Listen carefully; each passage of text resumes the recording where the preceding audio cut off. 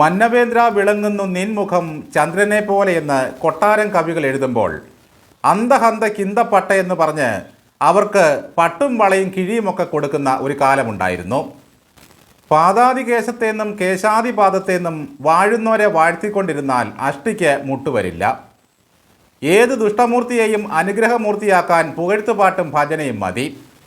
അങ്ങനെ പാട്ടിലും പുകഴ്ത്തലിലും പ്രസാദിക്കുന്ന ഉഗ്രമൂർത്തിയായിരുന്നു നമ്മുടെ പിണറായി യശ്മാൻ.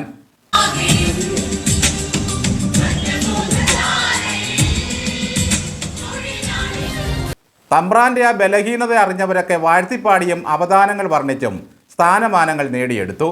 അവരിൽ ചിലർ മന്ത്രിമാരായി. ഡോക്യുമെൻ്ററി ആയാലും കുമ്മി ആയാലും തിരുവാതിരയായാലും മാസത്തിൽ 1 വീതം വാഴ്ത്തുപാട്ട് കേട്ടില്ലെങ്കിൽ കാർന്നോർക്ക് ഗുന്മനിളകുന്ന അവസ്ഥയായി. വയറ്റിൽ നിന്നും പോകാതെയായി.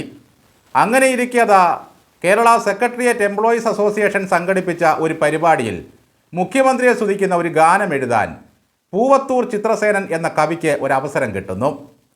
ധനകാര്യ വകുപ്പിൽ നിന്നും റിട്ടയർ ചെയ്ത ഉദ്യോഗസ്ഥനായിരുന്നു അദ്ദേഹം. ചിത്രസേനനെ സംബന്ധിച്ചിടത്തോളം പിണറായി വിജയൻ ദൈവവും അന്നദാതാവുമാണ്.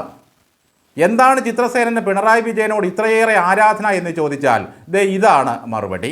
നമ്മുടെ വീട്ടിൽ ഒരു ഇല്ലായ്മയാണ്, അപ്പോൾ പട്ടിണിയാണ് എന്ത് ചെയ്യും? അടുത്ത വീട്ടിൽ പോയി നമ്മൾ എന്തെങ്കിലും തെരഞ്ഞുകൊണ്ടുവന്ന് നമ്മുടെ മക്കൾക്ക് കൊടുക്കുമല്ലോ. അതുപോലെ നമ്മുടെ പിണറായി അടുത്ത രാജ്യങ്ങളിൽ പോയി അവിടെ നിന്നുള്ള സമ്പത്ത് കൊണ്ടുവന്ന് ഇവിടുത്തെ പാവങ്ങൾക്ക് കൊടുക്കുന്നത് നമ്മൾ കാണുകയാണ്.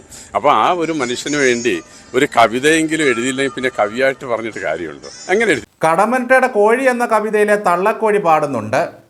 മക്കളാണെൻ്റെ സർവസ്വം സർവദിക്കിലും തേടി കുച്ചരിതീറ്റാൻ.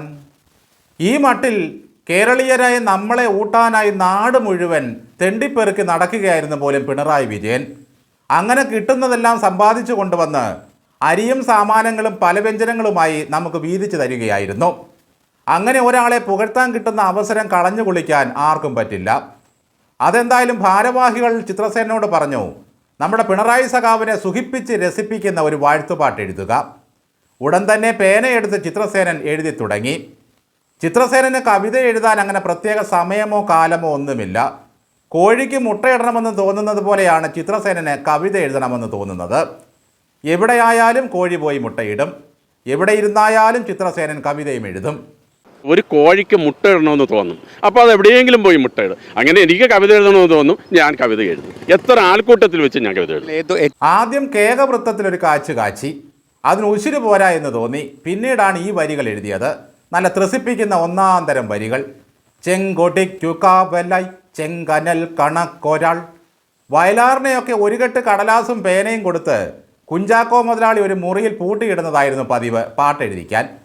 പക്ഷേ സെക്രട്ടേറിയറ്റ് എംപ്ലോയീസ് അസോസിയേഷൻ്റെ ഭാരവാഹികൾ ഈ കവിയെ ഭാവനയുടെ ലോകത്തേക്ക് ഇറക്കി വിട്ടു. 3 മണിക്കൂർ കൊണ്ട് ചിത്രസേനൻ കവിത എഴുതി പൂർത്തിയാക്കി. കടൽ വെള്ളത്തിൽ തിരമാലകളെന്ന പോലെ ഭാവന തള്ളിത്തള്ളി വന്ന് ചിത്രസേനൻ്റെ തലച്ചോറിനെ ഇക്കിളിപ്പെടുത്തി. അതെന്തായാലും പിണറായിക്ക് കവിത അങ്ങ് ബോധിച്ചു. അന്ന് രാത്രി കിടന്നപ്പോഴും പിണറായിക്ക് ഉറക്കം വന്നില്ല. പിറ്റേന്നാണ് അറിയുന്നത് തന്നെപ്പറ്റി കവിത എഴുതിയ ചിത്രസേനൻ അഷ്ടിക്ക് വകയില്ലാതെ വലിയ പ്രയാസത്തിലാണ് റിട്ടയർമെൻറ്റ് ജീവിതം നയിക്കുന്നത് എന്ന്. പാട്ടെഴുതിയതിൻ്റെ തലേ ദിവസത്തെ ഡേറ്റ് വെച്ചൊരു നിയമനം അങ്ങ് നൽകി. ധനകാര്യ വകുപ്പിലെ മെസഞ്ചറായി നിയമിച്ചു കവിയെ. നോക്കൂ, ഒരൊറ്റ പാട്ട് കൊണ്ട് ചിത്രസേനൻ്റെ ജീവിതം മാറിമറിഞ്ഞ കാഴ്ച. അങ്ങനെ കഴിഞ്ഞ 2-3 വർഷം സുഖമായി അദ്ദേഹം കഴിഞ്ഞുകൂടുകയായിരുന്നു. അപ്പോഴാണ് ഗതികേടിന് ചിത്രസേനൻ്റെ ചെങ്കനലിനെ ജനം മൂത്രമൊഴിച്ച് കെടുത്തിക്കളഞ്ഞത്. ആ കനൽ അങ്ങനെ അങ്ങ് അണഞ്ഞു. ചെങ്കൊടിക്ക് കാവലിൽ നിന്ന മനുഷ്യനിപ്പോൾ ED കൊണ്ടുപോകാതെ മകൾക്ക് കാവൽ നിൽക്കുകയാണ് വാടക വീട്ടിൽ. VD സതീശൻ സർക്കാർ വന്ന് 1 മാസം തികയുന്നതിന് മുമ്പിതാ പാട്ടുകാരനെ കസേരയിൽ നിന്നെടുത്ത് വെളിയിൽ തള്ളിയിരിക്കുന്നു. എത്ര മനോഹരമായ കാവ്യബിംബങ്ങളായിരുന്നു കാവലാളെന്ന ആ പാട്ടിലുണ്ടായിരുന്നത്. 100 വനിതാ ജീവനക്കാർ ചേർന്നാണ് ആ പാട്ട് പാടിയത്. പാട്ട് പഠിക്കാനും പരിശീലനത്തിനും റെക്കോർഡിങ്ങിനുമായി എത്ര ദിവസത്തെ അവധി കിട്ടിക്കാണും അവർക്ക്. പണി പോയെന്ന് കരുതി പൂവത്തൂർ ചിത്രസേനൻ എഴുത്ത് നിർത്തരുത്. കോഴി മുട്ടയിടാൻ പനട്ടും പോലെ കവിത മുക്കി മുക്കി എഴുതിക്കൊണ്ടേയിരിക്കണം. ചിത്രസേനൻ്റെ ഈ പാട്ട് മാത്രമായിരുന്നില്ല. CPMൻ്റെ ജില്ലാ സമ്മേളനത്തിൻ്റെ ഭാഗമായി പാറശാലയിൽ മെഗാ തിരുവാതിര തന്നെ അരങ്ങേറി. സമരധീര സാരഥി പിണറായി വിജയ എന്നൊക്കെയായിരുന്നു അതിലെ പുകഴ്ത്തൽ.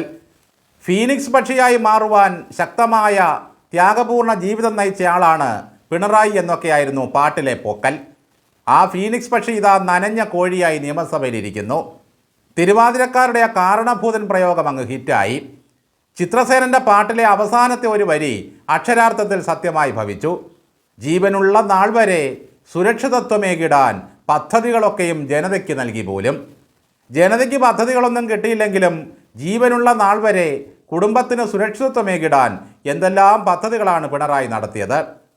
കുളിക്കടവിലിരുന്ന് തന്നെ പുകഴ്ത്തി കോണകവാല് പിഴിഞ്ഞ് കവിത എഴുതുന്നവന്മാർക്ക് പണ്ടത്തെ രാജാക്കന്മാർ ഓരോരോ പദവികൾ നൽകി അനുഗ്രഹിക്കുന്ന പോലെ തൻ്റെ സ്തുതിപാഠകർക്കെല്ലാം വേണ്ടത് കൃത്യസമയത്ത് കൊടുക്കാൻ പിണറായി വിജയന് കഴിഞ്ഞു.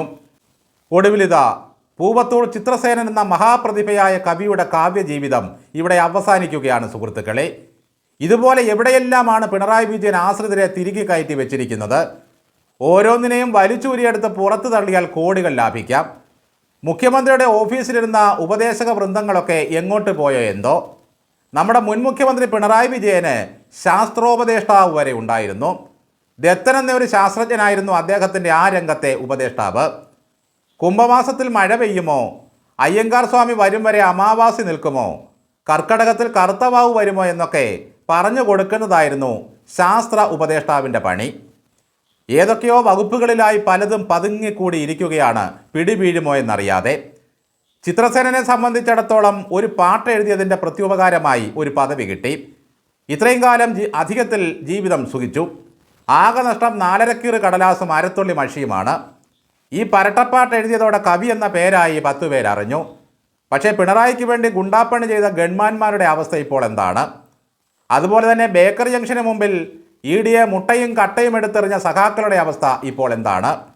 എന്തായാലും ഇത്രയും മനോഹരമായൊരു പാട്ടെഴുതിയ ഈ ചിത്രസേനനെ സാഹിത്യ അക്കാദമി പുരസ്കാരം നൽകി ആദരിക്കേണ്ടതായിരുന്നു. പിണറായി വിജയനെയും ശിങ്കടികളെയും ജോലിയിൽ നിന്ന് ജനം പിരിച്ചുവിട്ടു. ചിത്രസേനനെ പുതുതായി വന്ന സർക്കാരും പിരിച്ചുവിട്ടു എന്ന് കരുതി കവിയുടെ തൂലിക വെറുതെ വെച്ച് ഉണക്കിക്കളയരുത്. പിണറായി വിജയൻ്റെയും കുടുംബത്തിൻ്റെയും ഇപ്പോഴത്തെ അവസ്ഥ വർണ്ണിച്ച് ഒരു വിലാപ കാവ്യം എഴുതണം. ED ഓഫീസിലേക്ക് മകളെ യാത്രയാകുന്ന ഒരച്ഛൻ്റെ കനലിരിയുന്ന മനസ്സിനെ ഓർത്തുകൊണ്ട്.